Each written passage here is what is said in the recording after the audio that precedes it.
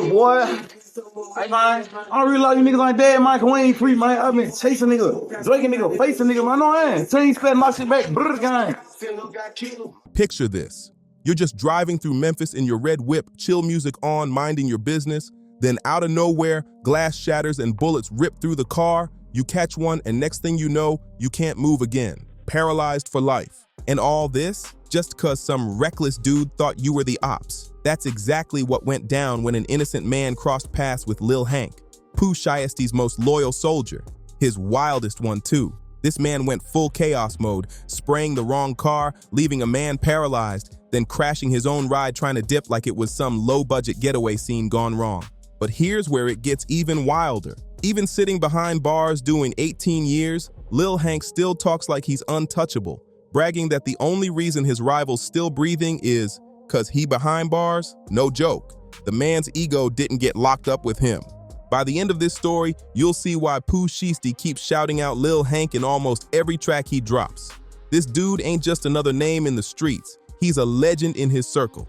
One of the most unpredictable crash dummies Memphis ever saw. So stick around, cause we're about to unpack how one man's loyalty turned into a lifetime behind bars. Lil Hank wasn't just any street figure. He'd been putting in serious work for Choppa Gang since day one, and his name still rings bells out there. And when I say work, I'm talking about the kind that gets you locked down for 18 long years. But before we even get into all that, you gotta understand how deep this loyalty really runs. Take your gun, gon' blow, now she sold my soul, come, fill little Drake out the hole, honey, chick nigga boat never stole nothing, big Hank, how much you owe me, son? AR-15 with the shoulder strap, I hop out. Lil Hank been rocking with Pooh Shiesty since way back. Two kids running wild through South Memphis with something to prove. We're talking Cane Creek Apartments, where you either move smart or you got caught slipping. Those blocks didn't give out second chances. These dudes weren't playing around. They were on real gangster time from the very start, and the numbers back it up. Pooh Shiesty went from being a Memphis local to racking up over 18 million views off just one beef. Meanwhile, Hank was in the background, making sure his people stayed protected, according to street word and several sources. He wasn't no background extra. He earned his rep early, while most dudes his age were just focused on parties or chasing girls. Lil Hank built his name as the kind of crash dummy who would pull a move without hesitation, no second thoughts, no backing down. That raw, reckless loyalty, it's what helped form the backbone of Choppa Gang from the ground up. But to really get why Hank became who he is, you gotta understand the streets of Memphis first. This city got a crazy mix of southern charm and pure chaos, sweet smiles hiding wild energy. It breeds loyalty and danger at the same time, creating crews that ride harder than anywhere else in the country. In South Memphis, especially where Choppa Gang came up, things get intense fast. Over there, your zip code can decide whether you make it to 30. Every block got history, every corner got a story, and that's exactly where Hank's legend started.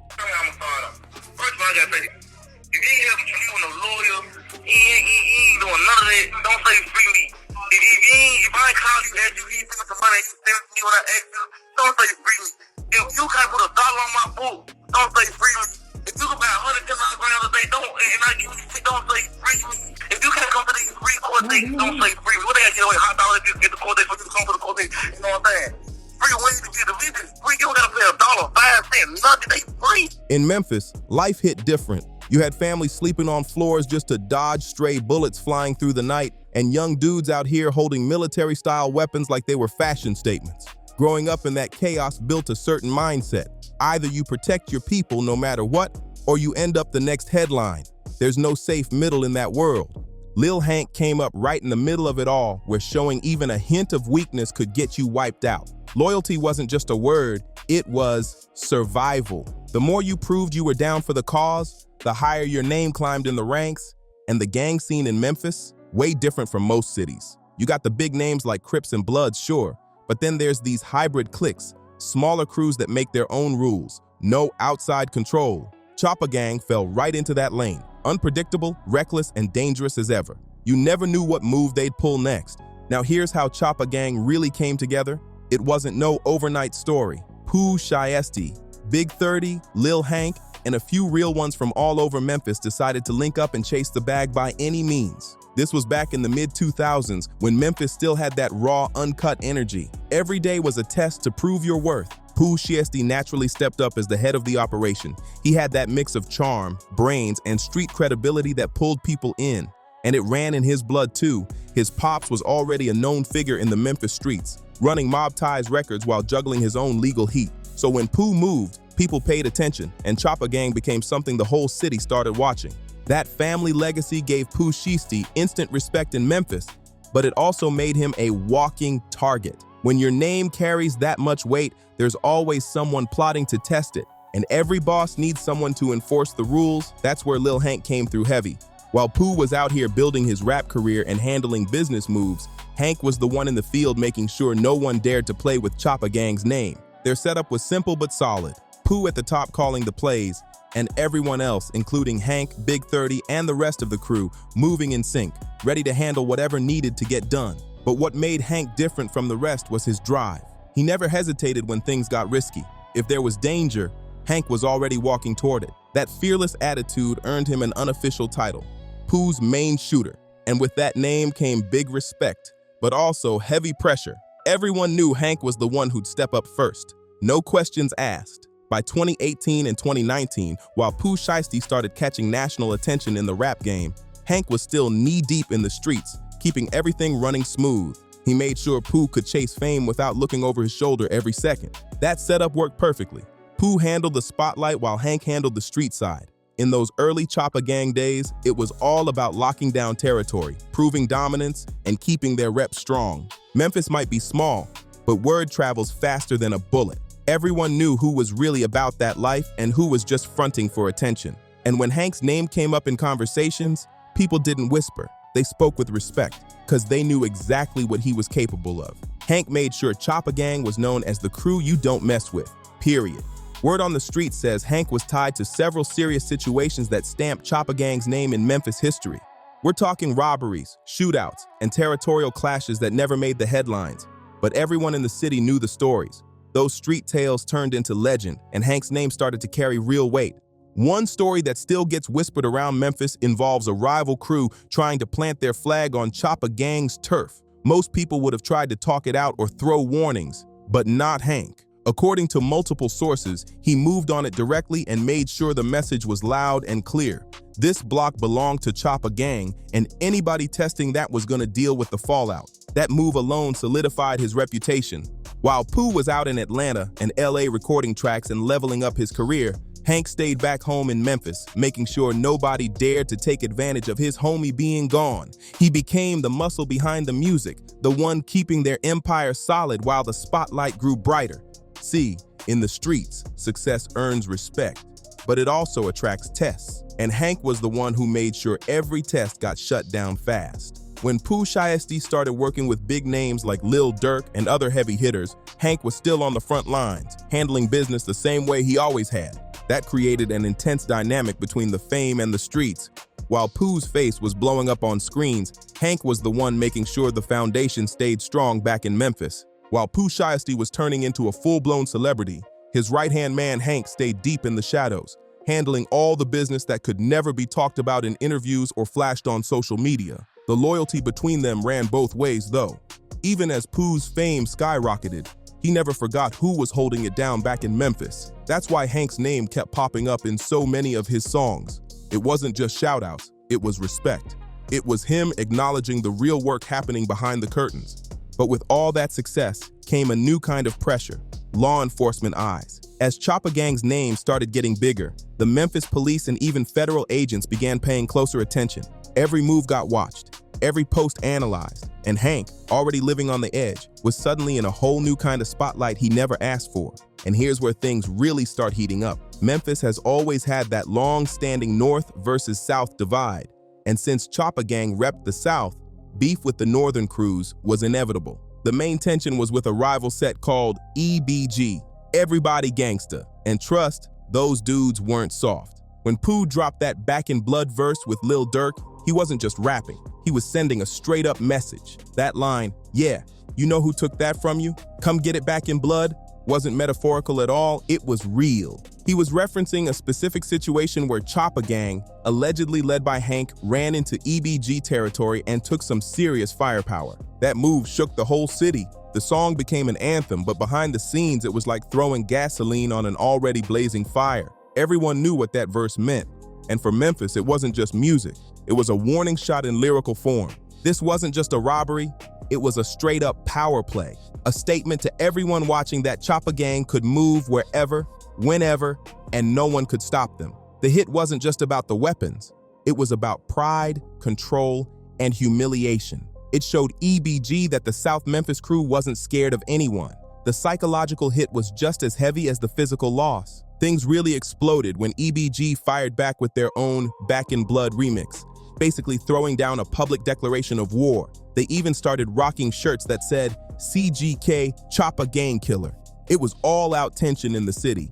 But Hank, he wasn't the type to sit around writing diss tracks. According to multiple Memphis sources, he wanted action right then and there.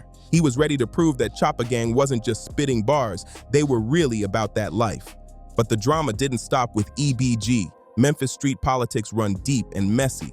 There are so many overlapping crews, side beefs, and personal rivalries that it's like a ticking time bomb ready to blow.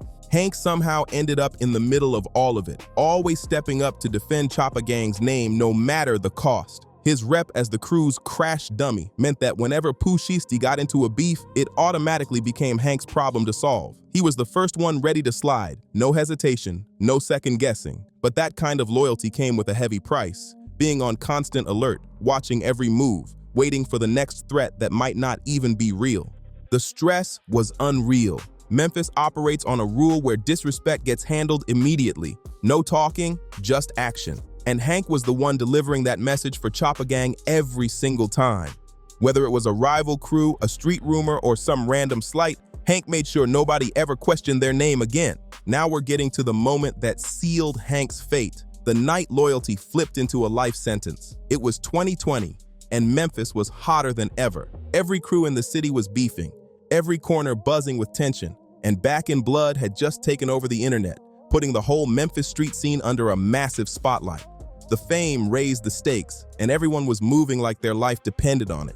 'Cause it kinda did. One night, Hank was cruising through the city, probably handling some business for Choppa Gang, when he spotted a red Infiniti.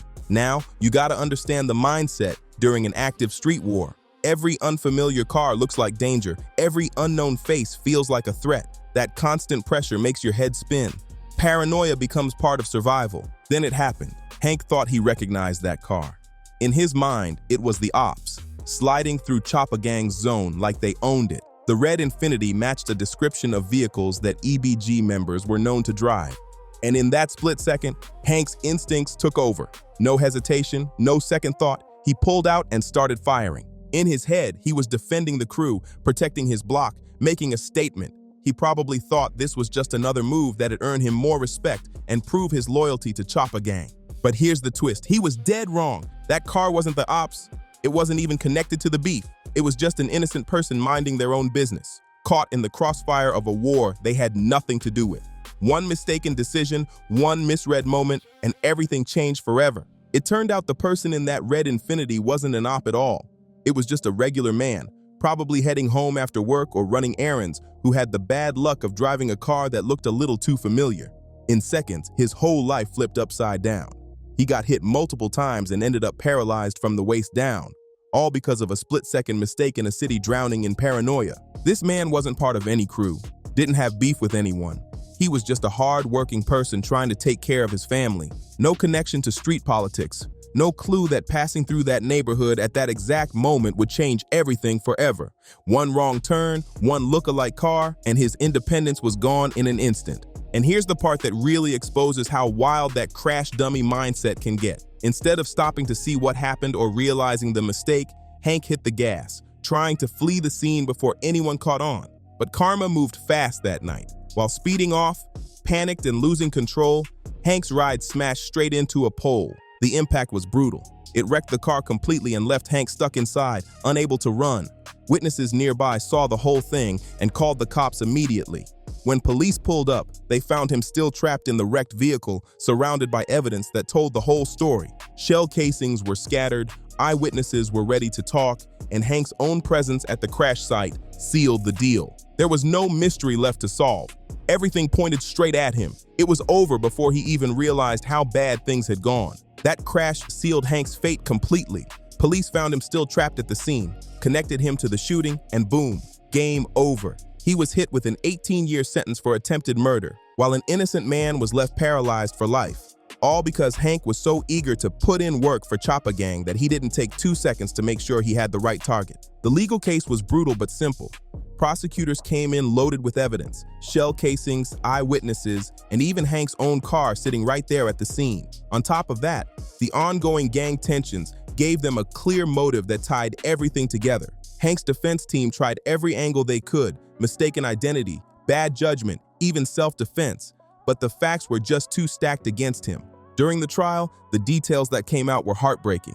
The victim wasn't just paralyzed. He was facing a lifetime of medical bills, constant therapy, and the kind of emotional scars you can't heal from. His whole family had to rearrange their lives just to care for him. The real human cost of that one impulsive decision hit everyone in that courtroom hard. When the judge handed down the 18-year sentence, he didn't hold back. He said straight up this was one of the most senseless acts he'd seen.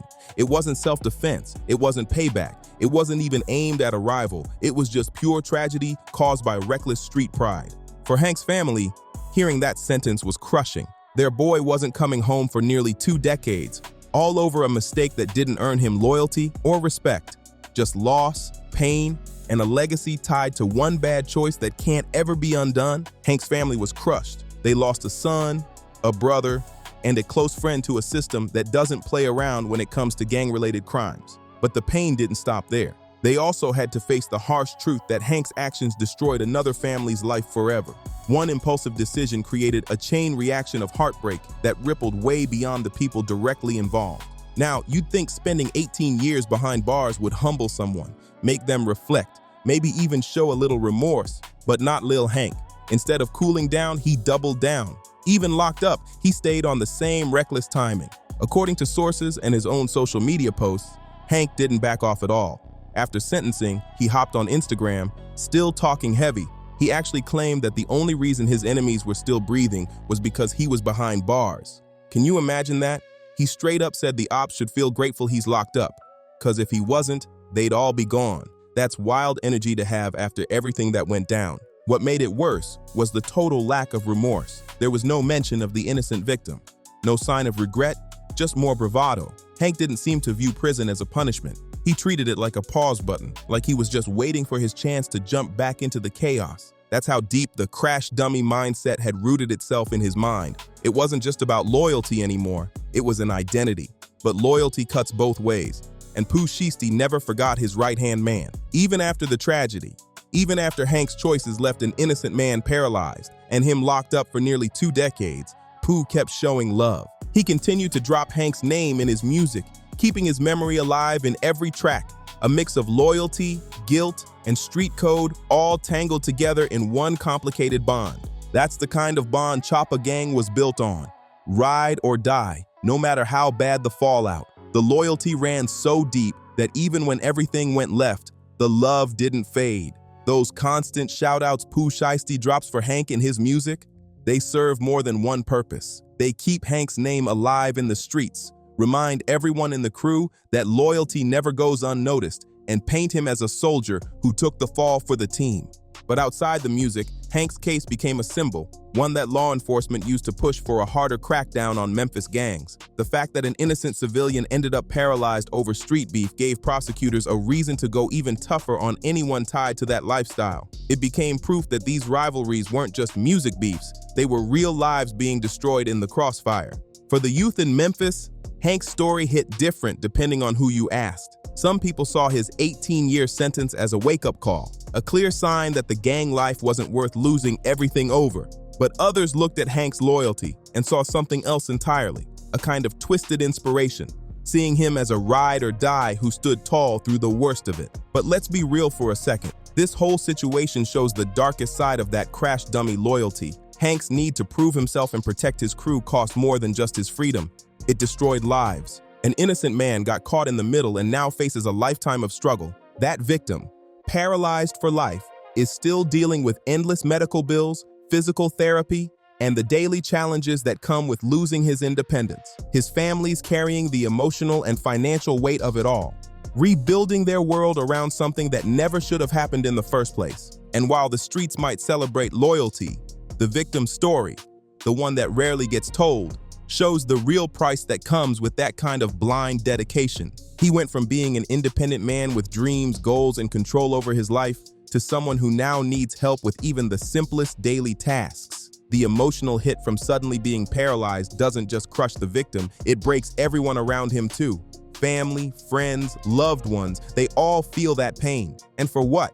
A split-second mistake, a case of mistaken identity that could have been avoided if Hank had just taken a few seconds to double-check before acting. Instead of being Pooh Shiesty's right-hand man, helping build the Choppa Gang legacy, Hank's now sitting in a cell for 18 long years, watching his prime fade away while his homies continue to rise from the outside. The streets always respect loyalty, no question about that. But there's a fine line between loyalty and recklessness, and Hank crossed it hard. Now everyone's paying for it. The victim lost his independence. His family's fighting through heartbreak and heavy bills. Hank lost his freedom, and even Choppa Gang took a hit, losing one of their most loyal soldiers to something that never had to happen. One rash move changed everything. This is the real side of that crash dummy lifestyle that the music makes sound so glamorous. Yeah, it might sound tough on a track, it might boost street cred, but when things go wrong, those consequences don't fade with the beat. They last forever.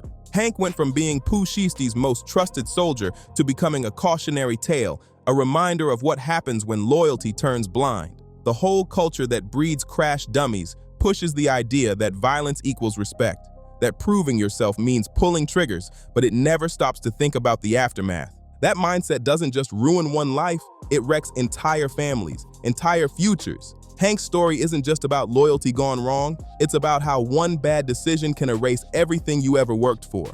It's a mindset that chases short-term street respect over long-term freedom and success.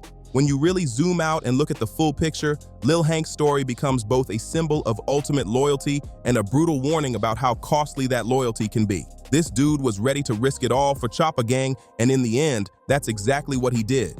He gave everything, his freedom, his future, his chance at a real life, all in the name of protecting the crew. Meanwhile, Pooh Shiesty's rise was explosive. He went on to sign major deals with Gucci Mane and Atlantic Records, sold over 60,000 copies in his first week, and became one of the biggest names in the rap game.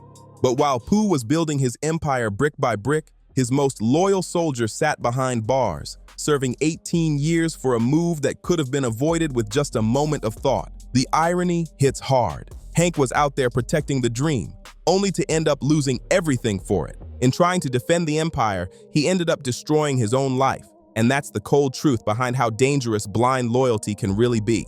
At the end of the day, Hank's story proves one thing loud and clear: being a crash dummy never ends well. Yeah, you might earn respect in the streets, maybe even get your name dropped in songs, but when the smoke clears, it's you sitting in that cell while everyone else keeps living their lives. The streets might remember your name, but that memory won't keep you free. Lil Hank will always be known as Pooh Shiesty's most loyal soldier, the one who was down to risk it all for the crew.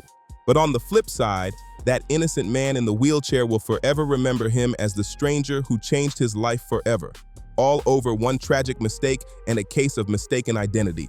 That's the real price of this lifestyle. It's not just about fame and clout, it's about broken lives, heavy sentences, and pain that never fades. The songs might glamorize it, but the reality, it's cold. 18-year prison terms, families torn apart, and people who'll never walk again. Hank learned that lesson the hardest way possible. And now he's got almost 2 decades behind bars to think about whether that loyalty was truly worth it. So what do you think?